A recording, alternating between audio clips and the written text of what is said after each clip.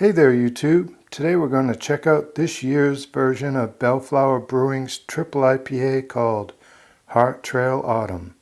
According to Belleflower, they are building on last year's version, and this year they were focusing on creating a very unique hop expression paired alongside local malts, and the result is a truly intriguing flavor profile.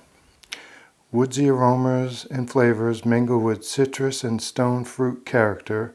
Notes of toasted oak, plum, coconut, bright citrus zest, and botanicals can be found.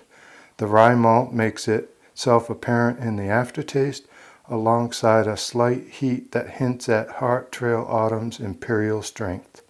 Check out the video description for more details about this beer after you watch the video. Let's give it a taste.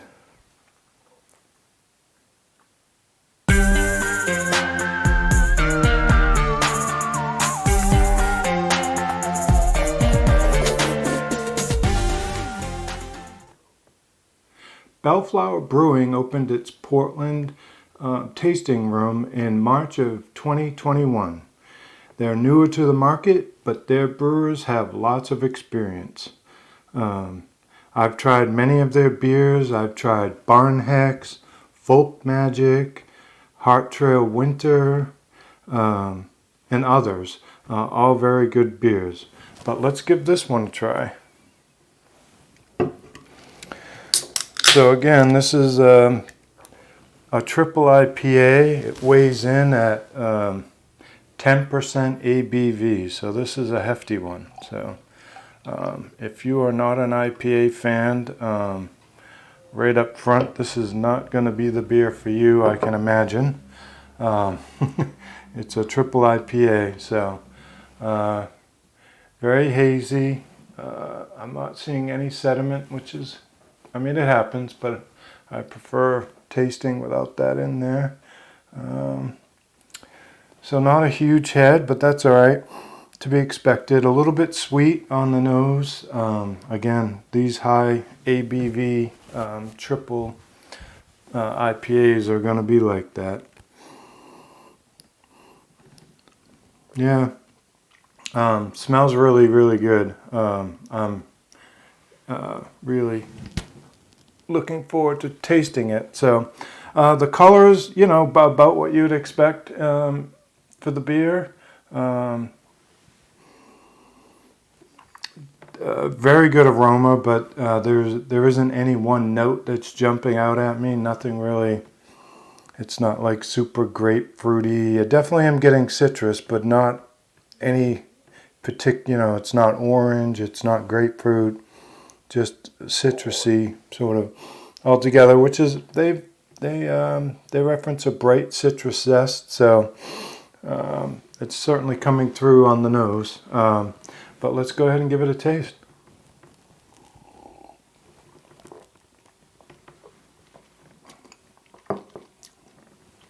Wow, that is really, really, really good.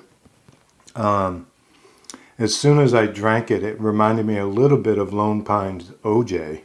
It definitely has, it's leaning more taste-wise. On the nose, it wasn't real orangey, but for me, drinking it,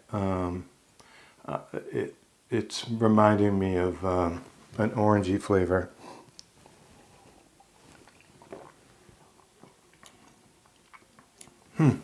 Interesting. So they also talk about woodsy aromas. I don't know if I'm getting that so much.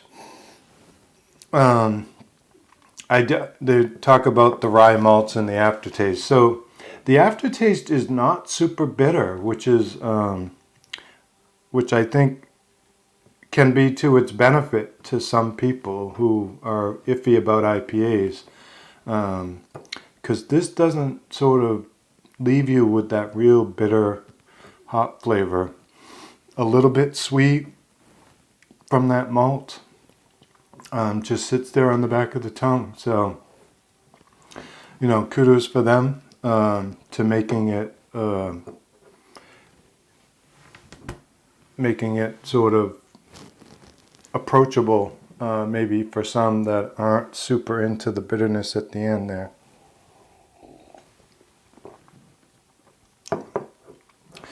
Super, super good beer. Their brewery's really fun, their tasting room. I've been there multiple times. It's not super big. It does have a little outside area.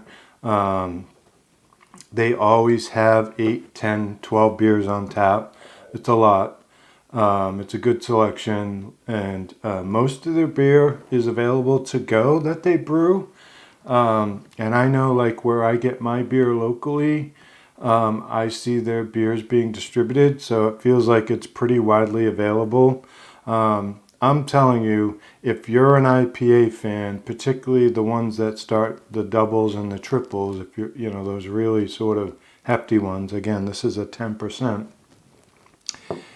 If you are into those types of beers, you've got to go out and find this and get some. Try it. Let me know what you think. Does it remind you of OJ? If not, does it remind you of another beer? What do you think? Let me know if you've tried it and you get out there. Let me know what you think about it. Interested to think with other people. And if you don't think this is a great triple IPA, I'd be interested to know what you think is a good triple. Let me know. So that would be great. So get out there, try the beer. It's really good. I highly, highly recommend this one. Go out, find it, try it. Again, if you're not an IPA fan, it's likely not going to be good for you. Although I have found when I talk to people and they tell me, oh, I don't really like IPAs, Lone Pine OJ for me is one of those that I can sort of turn people on to, and then they start to think, maybe I do like some IPAs. So I certainly remember back to when I first started brewing beer. I didn't brew any IPAs. I didn't really like them. I didn't really understand them. But the more I brewed and the more I spent time in breweries and checking out what's out there, you sort of, it's somewhat of an acquired taste. I think a lot of people don't like IPAs because it doesn't really remind them of what they think of a beer being. And so I think once you get past that, I think you can start to appreciate what it is and what it's bringing to the beer market. So anyways, to move on. If you love IPAs, you've got to try this one. Thanks for joining us today at Maine Brew Review. If you enjoyed today's video, please like and subscribe and check out some of our other videos. Until next time, I'm Steve Conley, and thanks for watching.